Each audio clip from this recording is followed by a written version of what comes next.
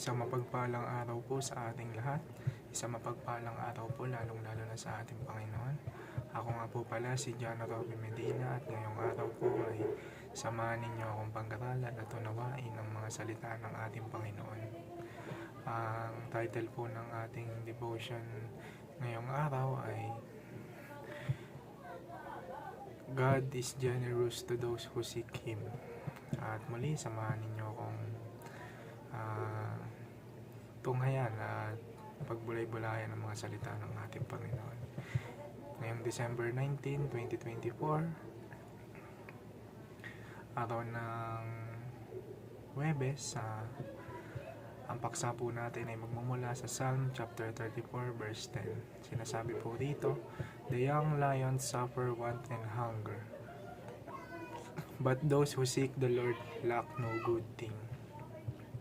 O sa Tagalog naman po, ang mga batang leon ay nagkukulang at nagugutom, ngunit silang humahanap sa Panginoon sa mabuting bagay ay hindi nagsasalat. At para naman po sa ating katuruan ngayong araw, unang-una, God is a generous Father. Ang ating Diyos amang makapangyarihan ay napakamapagbigay at napaka-generous sa atin. Sipin natin na yung kaisa-isa niyang anak ibinigay niya pa sa ating mga makasalanan para lang tayo tubusin sa ating mga pagkakasala. Kumbaga yung parusang dapat nating tamasahin or taglayin sa anak niya na lang, lahat yun pinaranas. Sa ikalawa naman po, God does not withhold any good things. At sa ikatlo naman po, God wants His children to seek Him. Gusto ng Diyos na papurihan natin siya, na isik natin siya, na hanapin natin siya. Na gusto ng ating Panginoon na magtiwala tayo sa Kanya, ibigay natin yung buong buhay natin sa Kanya. At para naman po sa ating application ngayong araw, unang-una po, trust that God is generous. Magtiwala po tayo na ating Panginoon ay sobrang generous. Manampalataya tayo sa Kanya sa pamamagitan ng Kanyang anak na si Jesus. Sa ikalawa naman po, do not ask beyond God's good will. Huwag po tayong maghangad ng wala sa will ng ating Panginoon dahil maaaring ito'y makasama para sa atin.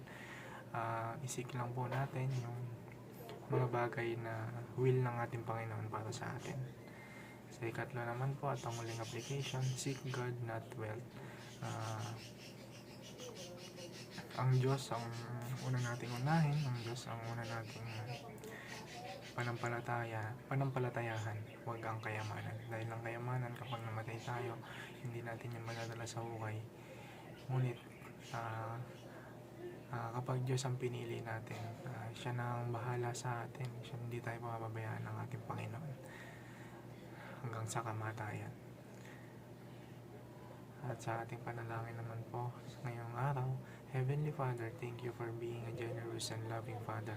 You provide every good thing and never withhold what is truly best for me. Teach me to trust in your generosity and to seek you above all else. Guard my heart from chasing wealth or desires outside of your will. Help me to align my prayers with your purpose and to find peace in your provision. Lord, may I always draw closer to you, knowing that you are the greatest treasure. Thank you for loving me and guiding me each day. In Jesus' name, Amen. Yan lamang po. Maraming salamat po.